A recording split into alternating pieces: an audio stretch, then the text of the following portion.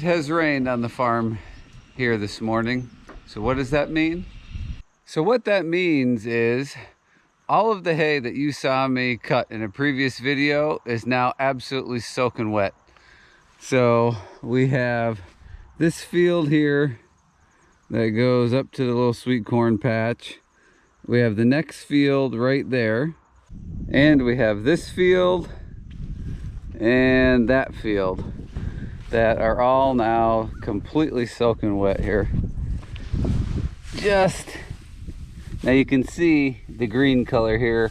It had not dried a lot before it got rained on.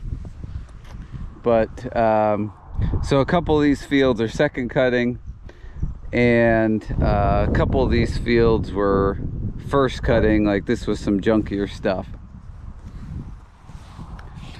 So now you might be saying to yourself, well, I've had hay rained on before, you know, it's not the end of the world, and well, it wasn't completely dry, so it should dry out and be okay. So yes, those statements are somewhat true, but for us being a small farm, we depend on every bit of acreage that we have. So this second cutting for us, normally this time of year we're doing third cutting, but because of the crazy weather we've had, we are just now getting to a mediocre second cutting, and we needed this hay to get through the winter. And the junk hay, we cut that because we sell it this time of the year. It's October right now, and we sell that for decorations. People come to the pumpkin patch, they buy the corn stalks, pumpkins, and they buy hay bales to decorate. So we're at a critical time of year now. This is a huge blow for us. You know, the junk hay, we get $5 a bale for that, and the only way we get that in this area is because it's decoration. As soon as the pumpkin season's over and the decorating season is over, forget about it. It's $2 a bale hay if you get lucky enough to sell it, because I think there's a lot of mulch hay on the market. The second cut hay that we have here in these other fields, I mean, you know, good second cutting hay in this area right now is about $6 a bale. So we are now going to have to buy hay to make up the difference for both of these losses. So now you might be saying, well, since that hay wasn't completely dry, it could dry back out and be okay. And that's a possibility, but I don't think it's going to happen. So I cut this hay on a Sunday afternoon. In that video, it was a Sunday afternoon. Today is Tuesday morning. So on Sunday, the weather forecast showed 6 days that were rain-free. Now, I did not think that we would get 6 rain-free days. I figured they'd start adding a couple of showers in towards the end of that, because they can't seem to be able to predict weather more than 3, maybe 4 days if you're lucky. So I thought, okay, I've got a 4-day window. Again, it being October, northeastern Pennsylvania, we need 4 days of dry weather to dry hay completely in our climate right now. You can see I have a coat on. It's cold. So we need 4 days, and I figured we'd be okay, even if they started adding rain at the end of the forecast.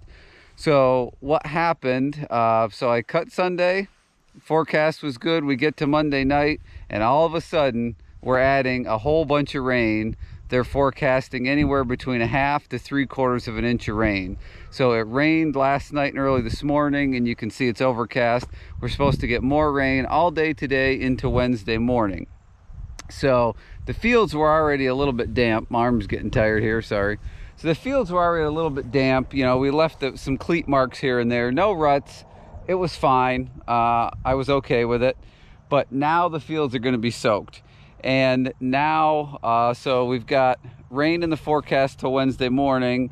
So that leaves Wednesday afternoon and Thursday. And then they have rain they put in now for Friday. So that leaves me, if you're lucky, I've got 2 days of dry weather. If it doesn't rain really on Wednesday, I've got Wednesday, Thursday now that's dry.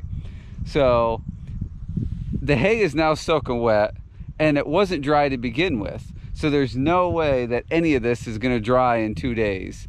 So I've pretty much written it off now. We've lost it. I guess I'm just going to leave it here, let the nutrients go back into the ground. But again, it's just a huge blow for the farm here, again, this time of year. Now we're going to have to buy hay. Now we don't have the extra hay to sell for decorations. So the window for that market is going to close. So we're going to lose out on those sales as well. So we're talking thousands of dollars here, guys. And again, we have no other hay to cut this year. This is it. This was the last of what we have. So even if we get another good window, like last year I cut hay in November for the first time in my life. Even if we get a window in November, I have no more fields to cut now. There's nothing left. So it doesn't matter whether we get another window or not. We're basically probably done with hay season, unless they change the weather forecast and it doesn't rain Friday and we get Wednesday, Thursday, Friday, Saturday, and Sunday. We'll probably need all of those days because it's barely 60 degrees. Today it's in the upper 40s right now. But the highs coming up, we're going to warm up a little bit, so we'll barely have 60-degree days. So we need 4 of those to even have a shot at any of this. The other thing I want to mention quick, and I've learned my lesson in the past, I know this is getting kind of long, but just provide information for anybody out there who's thinking about starting a small farm or a hay business. So one thing I learned in the past with hay, I had some hay that got rained on, and it dried out some, and the moisture on it was still up there a little bit. Now I have a preservative applicator system on my baler, so I sprayed that hay thinking, okay, we're gonna be good to go. It wasn't. So what I found out, at least with the preservative that I use, is there is a difference between moisture in the plant and moisture on the plant. So the hay preservative that I use will take care of, I think it's up to 28 or 30% moisture to dry the hay and keep it from spoiling. It will not do that same 28% if the hay's been rained on and not dried out. So just to be clear, I had hay that had perfectly dried out, was just about ready to bale a couple years ago, and then it got rained on. So it was already completely dry when it got rained on. So then it started to dry back out. There was a little more rain in the forecast. I thought, I'll do it, I'll hit it with the preservative and I'll be good to go, and I wasn't. Luckily I was able to, it was second cutting, I was able to sell it to a beef guy. He fed it out pretty quick, it wasn't an issue. But so I do not have the option to spray this if the moisture level comes down. The hay itself was not dry, and now it's soaking wet. So anyway, just a little explanation for those of you who are not familiar with the hay business and growing hay on your farm and harvesting hay for your animals. I know it's a little bit long-winded here, but I do try and provide some explanations to those people who aren't farmers, so they sort of understand what a lot of us go through.